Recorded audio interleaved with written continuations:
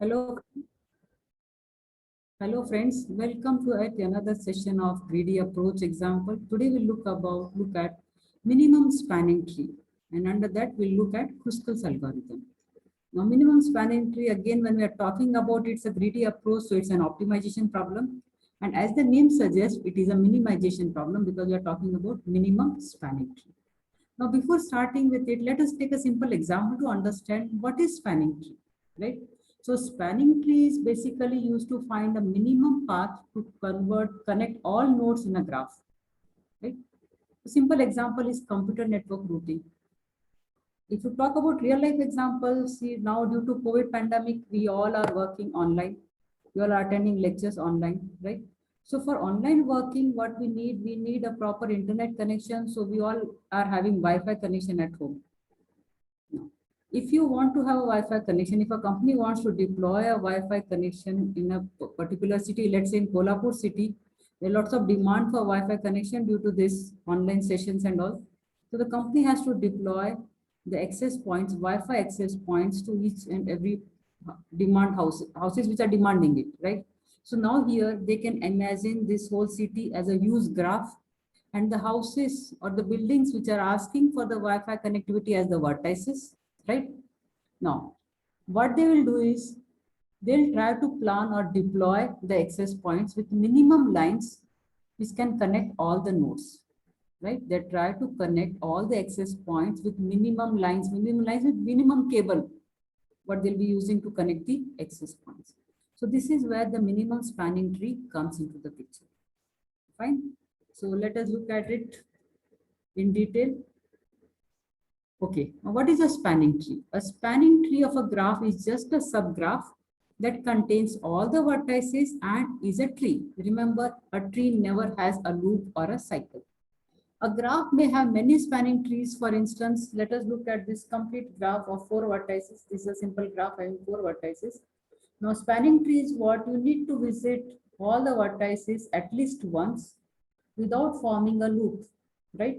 Without forming a cycle or without forming a loop. If you take this simple example of these 4 nodes connected graph, how many spanning trees you can have? Remember, you can have 16 spanning trees only for this small graph with 4 vertices or nodes.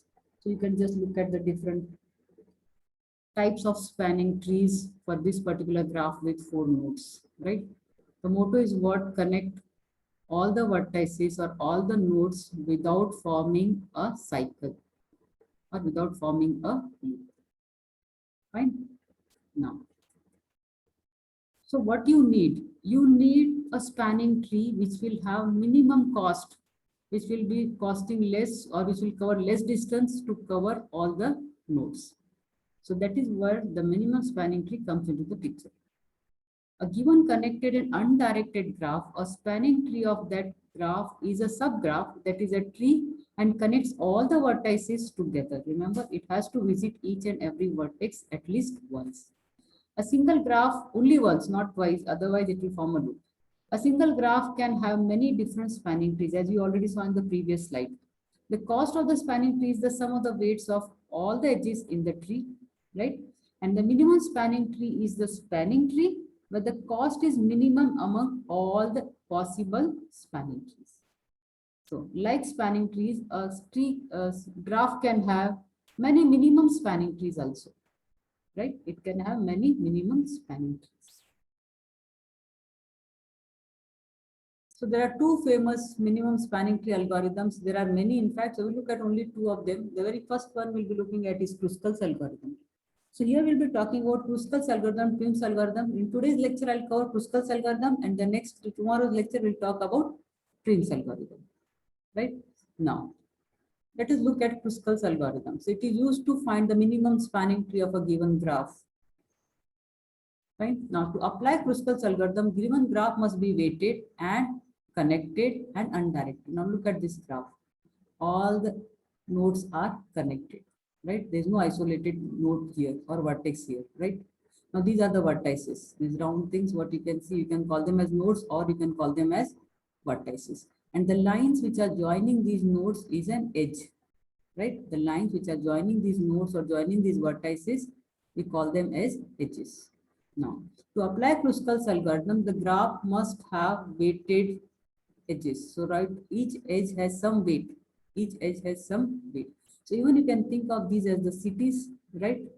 And the distance between the cities. If you want to travel, the distance between city 1 to 2 is 28.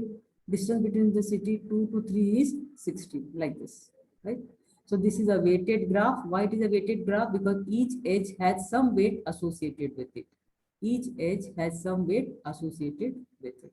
And it is undirected. Like you can move from 2 to 3 and you can also move from 3 to 2. There is no direction to the edges. So this is undirected weighted graph and it is connected. Fine. So algorithm builds the spanning tree by adding edges one by one into a growing spanning tree. So it follows greedy approach. Why it follows greedy approach? Because in each iteration it finds an edge which has least weight and add it to the growing spanning tree. Fine. As I said, least weight. Why? Because it is a minimization problem. So a minimum spanning tree has v minus 1 edges where v is the number of vertices in the given graph. Now, if you look at this graph, how many vertices are there? 1, 2, so it has 7 vertices, right? So when you have a minimum spanning tree for this graph, it should have 7 minus 1 edges, right? So if the vertices are 7, then the edges which will be connecting it should be 6, v minus 1, that is 7 minus 1, that is 6. Why it should be minus 1? Because we don't want a loop. It's a tree. It's a minimum spanning tree. A tree never has a loop or cycle, right? So the number of edges should be number of vertices minus 1, right? Now let us look at algorithm in short. So what is the first thing you do is sort all the edges in non-decreasing order of their weight, right? Pick the smallest edge, check if it forms a cycle with the spanning tree formed so far. If cycle is not formed, include this edge, else discard it. Now repeat the step 2 until all v minus 1 edges in the spanning tree, right? Until you have all v minus 1 edges in the spanning tree.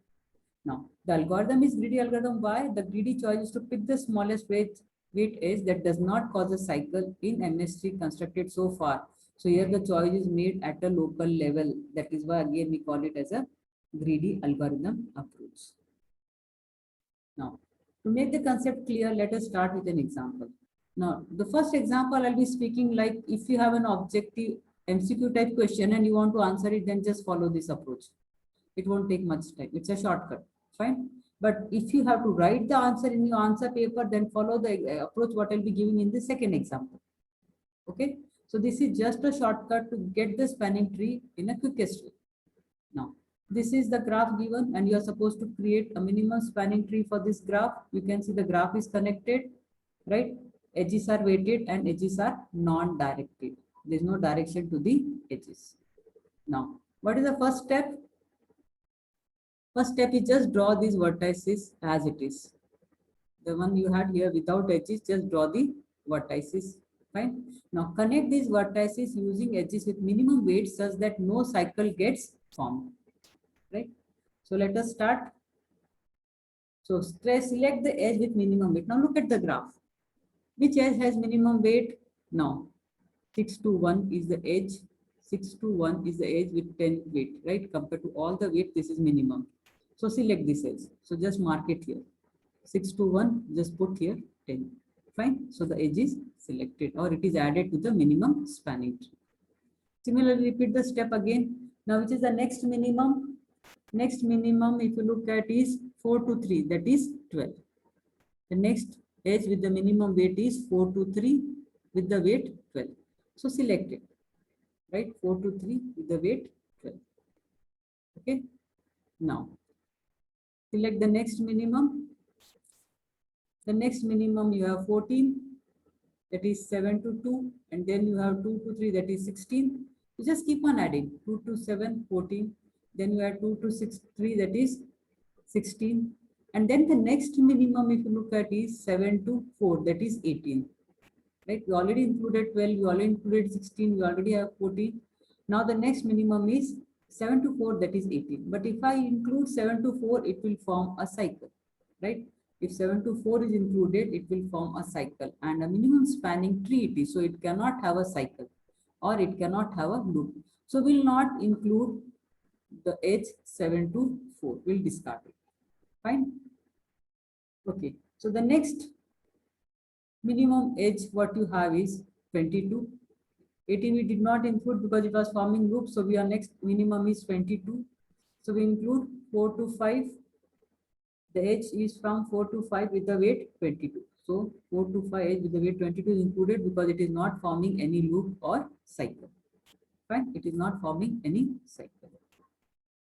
Now, next minimum what you have is 24. In fact, after 22, 24 is minimum, that is 7 to 5.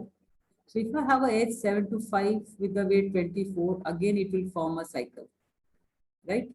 If I add an edge 7 to 5 to my minimum spanning tree, it will form a cycle which is not allowed. So I'll not include the edge 7 to 5. So edge 7 to 5 is discarded. And the next minimum, that is after 24, the next minimum is 25. So let us see whether 25 is forming a cycle. No, 25 is not forming. That 6 to 5 or 5 to 6 edge is not forming any cycle. So just add it to the minimum spanning tree. Fine, it is added to the minimum spanning tree, but the edge 7 to 5 is discarded. It is not added because it was forming a loop. Now let us look at the next minimum. The next minimum is required. No, why? Because we have connected all the edges, all the vertices. Just like 1, 2, 3, 4, 5, 6, 7. So all the vertices are connected. Now, all the vertices are connected, fine. Like, so how many the nodes graph contains? 7 vertices, fine, and 9 edges. If you can just check it, 1, 2, 3, 4, 5, 6, 7, 8, 9. It contains 9 edges. So minimum spanning tree form should have 6 edges. So this is the minimum spanning tree of this graph, right? It has 7 vertices, right? And how many edges are there? 1, 2, 3, 4, 5, 6. That is 7 minus 1, 6 edges. So it is a perfect minimum spanning tree, right? Now, since all the vertices have been included in our minimum spanning tree, so we stop the algorithm here. And now let us check the total weight of minimum spanning tree. So total weight is nothing but it is the sum of all the weights on the edges of the minimum spanning tree, right? So your 10 plus 25 plus 22 plus 12 plus 16 plus 14, which comes to 99. So the minimum spanning tree cost of this minimum spanning tree is 99 units. Is it fine? This is just in a quicker way how you can get the minimum spanning tree. Hope the concept is clear. Another way, if you look at it, these are the houses, right, in Kolhapur city, and using a cable with a shorter length, we are trying to connect these houses to give them Wi-Fi access points, right? So these are the network cables and these are the houses which are having Wi-Fi access points, and the company is connecting them by selecting the minimum distance. Is it fine? Okay, now let us look at another example, right? And this example, you are supposed to use it if you are writing the answer in your answer paper. It is not objective question, it is a descriptive question, right? So again, now this is little bit bigger graph, bit complicated, fine. Now again, what you need to check, the very first thing is how many vertices it has. It has 0 to 8 vertices, that is total 9 vertices, fine. And how many edges it has? It has 14 edges. You can just say it has 14 edges. So the minimum spanning tree which will be formed will have 9 minus 1, that is 8 edges. Is it fine? Okay. Now, so first thing what we do is, taking this graph, sort all the edges in non-decreasing order of their weight. So we'll have a table now, right? We'll have table of edges and with the weight associated with that particular edge. Now this is the source of the edge and this is the destination of the edge. Now the source of the edge is 7 to 6, destination is 6. So 7 to 6. What is the weight? Weight is 1. So write weight here. Fine. The edge going from the vertex 7 to the vertex 6 has a weight 1. Fine. The edge going from 7 to 6 having weight 1. So just put it in the table here.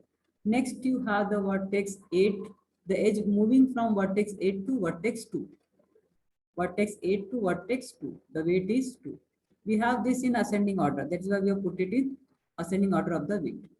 Next, you have the vertex 6 and 5, right? So the edge between the vertex 6 to the vertex 5. So the edge between vertex 6 to vertex 5 with the weight 2. Like this, all the edges are listed or entered into this table with its source and destination and the weight on it.